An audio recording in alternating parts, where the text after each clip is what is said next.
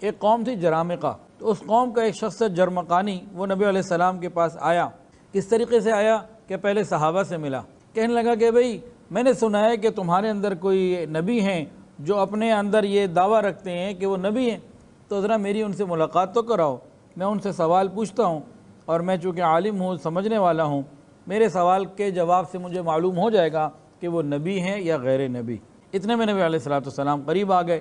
اس جرمقانی نے پوچھا جو وحی آپ کے اوپر نازل ہوتی ہے ذرا مجھے پڑھ کر سنائیے۔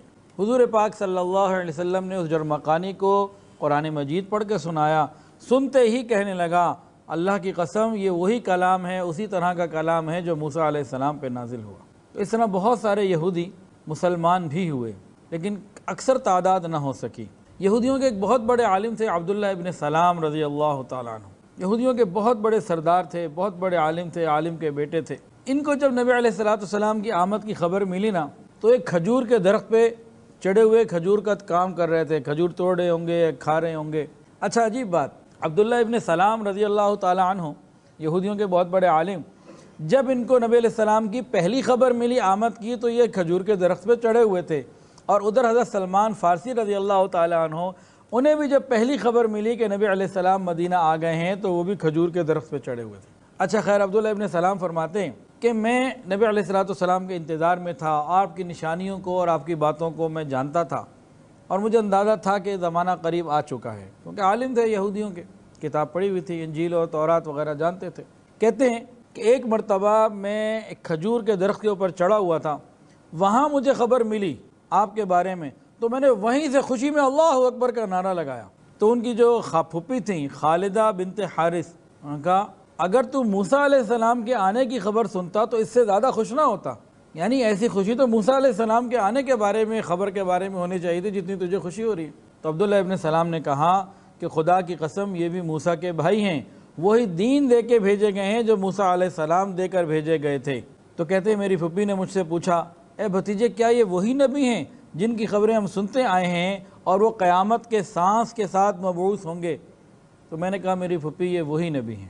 کہتے ہیں کہ نبی علیہ السلام کی خدمت میں حاضر ہوا، گھر سے نکلا، آپ کی خدمت میں حاضر ہوا اور اسلام لے آیا، اور واپس آ کے اپنے گھر والوں کو خبر دی، اور میرے سارا گھرانہ مسلمان ہو گیا۔ عبداللہ ابن سلام رضی اللہ تعالیٰ عنہ فرماتے ہیں کہ میں خوشی اور شوق کے ساتھ نبی علیہ السلام کی خدمت میں حاضر ہوا، جیسے ہی چہرے انور پر نظر پڑی تو میں نے کہا یہ چہرہ کسی جھوٹے کا نہیں ہو سکتا، یہ چہرہ کسی کذاب کا نہیں ہو سکتا۔ اس کے بعد فرماتے ہیں کہ میں نے نبی علیہ السلام سے جو سب سے پہلے بات سنی، آپ لوگوں کو خطاب کر کے فرما رہے تھے، لوگ بڑے موجود تھے، آپ نے فرمایا یا ایھا الناس، اے لوگو، آدمیوں کو کھانا کھلایا کرو، آپس میں سلام عام کرو، سلام کیا کرو، اور صلہ رحمی یعنی رشتہ داری نبھایا کرو، اور رات کو تہجد کی نماز پڑھا کرو جب لوگ سو رہے ہوں، خدا سے غافل ہو کے سو رہے ہوں، تو تم جنت میں سلامتی کے ساتھ داخل ہو جاؤ گے۔ یہ 4 صفات ایسی ہیں کہ جس کے اندر بھی آ گئیں وہ سلامتی کے ساتھ جنت میں داخل ہو جائے گا، گارنٹی نبی علیہ السلام کی یہ مبارک حدیث۔ لوگوں کو کھانا کھلایا کرے، آپس میں سلام کو عام کرے، ہر ایک دوسرے کو سلام کرے، بار بار کرے۔ تیسرا کام صلہ رحمی کرنا، رشتہ داریاں جوڑنا، یہ کام آج ہم سے نہیں ہوتا۔ رشتہ داری جوڑنے کا طریقہ کیا ہے؟ ہم کہتے ہیں جو ہم سے اچھا ہم اس کے ساتھ اچھے، جو ہمارے ساتھ برا ہم اس کے ساتھ برے۔ یہ ہم اپنے اعلیٰ اخلاق کی دلیل دے رہے ہوتے ہیں۔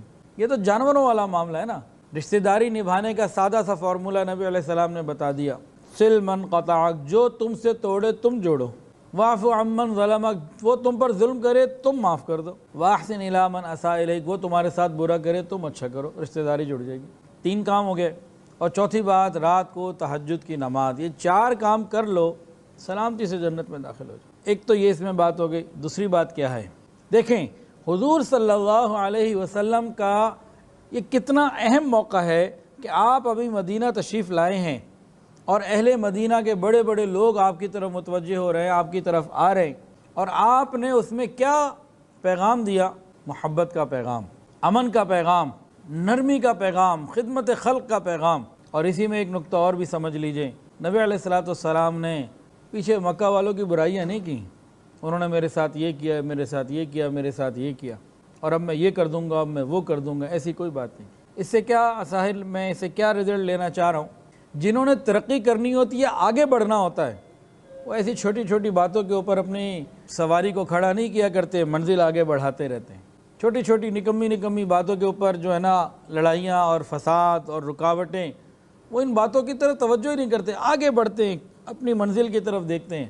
جو آدمی بھی اپنی زندگی میں اپنے ٹارگیٹ اور مقصد پہ نظر رکھے گا اور آگے بڑھتا رہے گا اور ادھر ادھر کی باتوں کو نظر انداز کرے گا، آگے بڑھتا رہے گا، اور جو ادھر ادھر کی باتوں کو لے کے ہی بیٹھا رہے گا، ہر وقت وہی تذکرے، انہی کا ذکر، تو اپنی صلاحیتیں وہ ادھر لگا دے گا، آگے نہیں بڑھ پائے گا۔ اچھا، عبداللہ ابن سلام رضی اللہ تعالیٰ مسلمان تو ہو گئے، انہوں نے نبی علیہ السلام کو ایک بڑی خوبصورت جو ہے نا وہ رائے دی۔ میں نے عرض کیا، یا رسول اللہ، اس سے پہلے کہ یہودیوں کو، میری قوم کو میرے ایمان لانے کا علم ہو جائے، آپ ایسا کریں کہ مجھے کسی جگہ پہ چھپا دیں اور یہودیوں کو بلائیں اور ان سے میرے بارے میں سوال و جواب کریں۔ تو انہوں نے کہا، بڑے بہتان طراز لوگ ہیں اور غلط لوگ ہیں، اور ان کو بھی تو یہ نہیں پتہ کہ میں مسلمان بھی ہو چکا ہوں، آپ پر ایمان لا چکا ہوں، تو آپ ذرا ان کو بلا کے میرے بارے میں ذرا کیفیات معلوم کریں اور ان کو اللہ تعالیٰ کی طرف دعوت دیں، ایمان کی دعوت دیں۔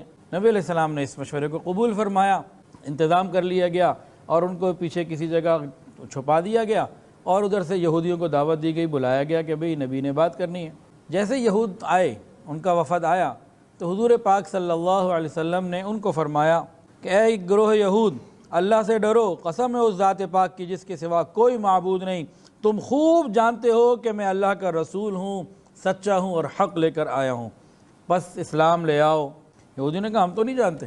آپ نے فرمایا، تم خوب جانتے ہو کہ میں حق ہوں، ہم نہیں جانتے۔ آپ نے تیسری مرتبہ فرمایا کہ اللہ کو مان لو، مجھ پر ایمان لے آؤ، اور تم خوب جانتے ہو مجھے۔ تیسری مرتبہ یہودیوں نے انکار کر دیا، ہم آپ کو نہیں جانتے۔ اس کے بعد نبی علیہ السلام نے فرمایا، اچھا یہ بتاؤ عبداللہ ابن سلام تم میں سے کیسا ہے؟ اب یہودیوں کو یہ تو نہیں پتا کہ وہ اندر ہی چھپے ہوئے ہیں اور کلمہ پڑھ چکے ہوئے ہیں، تو کہنے لگے کہ وہ ہمارا سردار ہے اور ہمارے سردار کا بیٹا ہے، ہمارا سب سے بڑا عالم ہے اور سب سے بڑے عالم کا بیٹا ہے، ہم میں سب سے بہتر ہے اور سب سے بہتر کا بیٹا ہے۔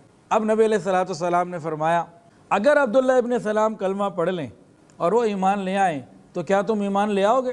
اگر یہ ہو ہی نہیں سکتا کہ وہ کلمہ پڑھ لے۔ نبی علیہ السلام نے پھر فرمایا، اچھا اگر واقعی وہ پڑھ لے تو؟ حاشا وکلہ، ہو ہی نہیں سکتا، وہ کیسے اسلام لا سکتے ہیں، یہ ہو ہی نہیں سکتا۔ اتنے میں حضرت عبداللہ السلام رضی اللہ عنہ اندر تھے، وہ باہر آ گئے، اور آتے ہوئے ان کی زبان پہ کلمہ تھا، اشہد ان لا الہ الا اللہ و اشہد ان محمد رسول اللہ، یہ کلمات ان کی زبان پہ تھے، اور آتے ہی اپنی قوم کے لوگوں کو کہا کہ اے گروہ یہود، خدا سے ڈرو، تم خوب جانتے ہو کہ یہ اللہ کے نبی اور رسول ہیں اور برحق ہیں اور حق لے کر آئے ہیں۔ جیسے ہی یہ یہودیوں نے بات سنی اور عبداللہ ابن سلام کو دیکھا تو کہنے لگے، یہ تو جھوٹا ہے اور جھوٹے کا بیٹا ہے، سب سے زیادہ برا ہے اور سب سے زیادہ برے کا بیٹا ہے، ایسے پلٹ گئے۔